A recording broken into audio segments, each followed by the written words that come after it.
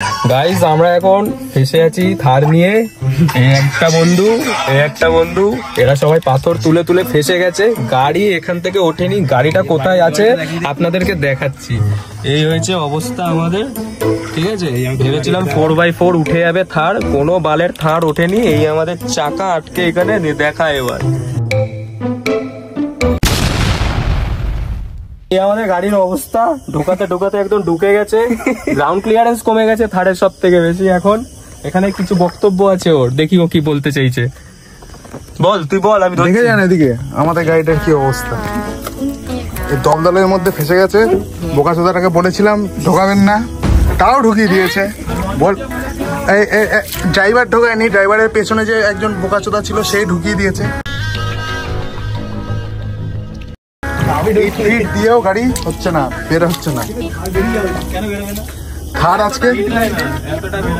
থার আজকে কাদার গাড়ি ঢুকে গেছে।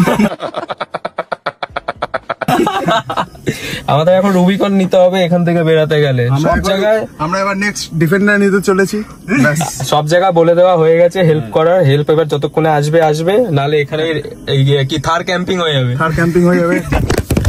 সব ফেল ভাই, সব ফেল। জায়গাটা দেখে নিন, এই যে অন্ধকার মরুভূমির মধ্যে আমরা রয়েছি।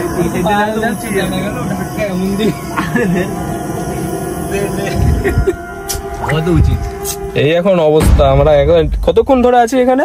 10-15 মিনিট, তার বেশি হয়ে গেছে। সব শখ মিটে গেছে আমাদের আজকে।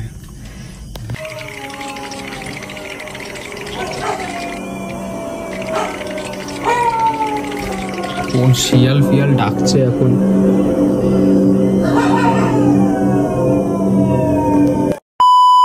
তারপর মোটামুটি 1 ঘন্টা 1.5 ঘন্টা অপেক্ষা করার পর আমাদের রিকভারি ভ্যান এসে যায়। অ্যান্ড ওরা ওদের মতন করে অনেক চেষ্টা করে গেল, কিন্তু গাড়ি যেখানে আটকে ছিল সেখান থেকে 1 ইঞ্চিও রিকভার হয়নি। বৃষ্টির কারণে যেহেতু মাটিগুলো নরম হয়ে গেছিল, তো চাকা ওর গ্রিপ পাচ্ছিল না। অ্যান্ড বারবার ফ্রিকশনের জন্য একই জায়গা গোল গোল করে ঘুরে যাচ্ছিল। তোমরা যেন দেখতেই পারছো এই মাটিগুলো এতটাই নরম, তুমি যদি এখানে হাঁটতে যাও তুমি স্লিপকে পড়ে যাবে। সেখানে এত কেজির গাড়ি একটা জায়গা থেকে সরানো অনেকটাই কঠিন কাজ।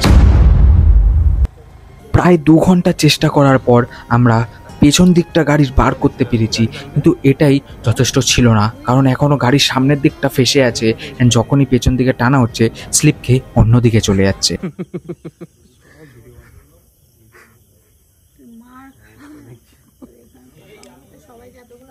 তারপর দাদাদের বুদ্ধি আসলো, একটা গাড়ি দিয়ে যদি দড়ি দিয়ে থারটাকে টানা হয় তাহলে ইজিলি কাদার থেকে বেরিয়ে যাবে। এতক্ষণ ধরে আমরা গাবজাল দিচ্ছিলাম।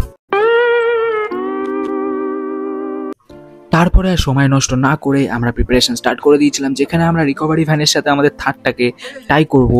অ্যান্ড থার আমাদের থাকবে নিউট্রালে, অ্যান্ড দাদা আমাদের টানবে ওখান থেকে পেছন দিয়ে।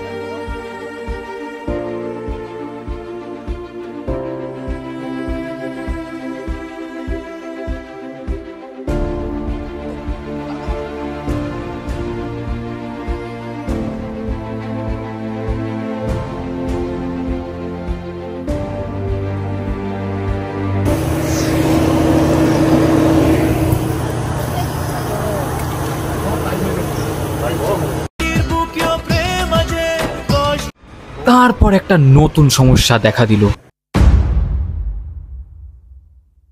গাড়িটা যখন রিকভারি ভ্যান দিয়ে পেছনে টানা হচ্ছিল, গাড়িটা স্লাইড খেয়ে দেয়ালের দিকে চলে গেছে। এখন রিভার্স করে গাড়িটা পেছন দিকে নেওয়া যাচ্ছে না, কারণ দেয়ালে লেগে যেতে পারে। হয়তো পিচের রাস্তা ছাড়া আর গাড়ি নামছে না। আর অফরোডিং এর এক্সপেরিয়েন্স দিল ভাই, বিচ্ছিরি অবস্থা। এক্সপেরিয়েন্স করিনি ভাই, তুই থার এক্সপেরিয়েন্স করলি। এগুলোই মজা। ওই দোকানে গিয়ে বলতে হবে তুই কি ইঞ্জিন চেঞ্জ করে দিয়েছিস। সেটাই পাওয়ার নেই। এটা থেকে কি তোদের দুজনে কি শেখা হলো বলতো? অটোমেটিক নিবি না। অটোমেটিক নিলেও এরকম জায়গায় ফেলা যাবে না। অনেক চেষ্টা করার পর ফাইনালি গাড়ি বেরিয়ে গেছে কাদার থেকে। এখন যে বার করেছে তাকেই বলে দিচ্ছি ইউটার্নটা করে দিতে। দেখা গেল আমি আবার বার করতে গেলাম, আবার কাদার গাড়ি ঢুকে গেল তার। কাদা না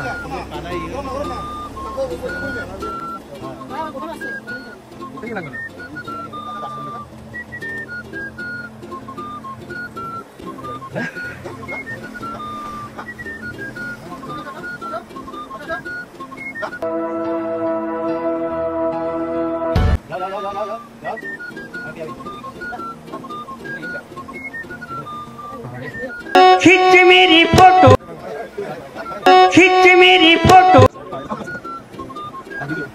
ফাইনালি বেরিয়েছে, 2 ঘন্টা পর বেরিয়েছে গাড়ি, খুব কষ্ট। ফাইনালি পার্ক হয়ে গেছে, আমরা ফিরে এসেছি। এই We have done the journey. এই অবস্থা।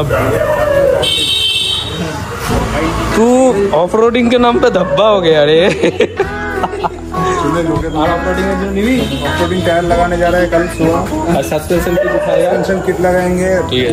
21 इंच के अलॉय लगाएंगे, सब चेंज कर देंगे। चलो देखते हैं, मिलते हैं अगले ब्लॉग में। बाय। सब्सक्राइब कर दीजिए फिर।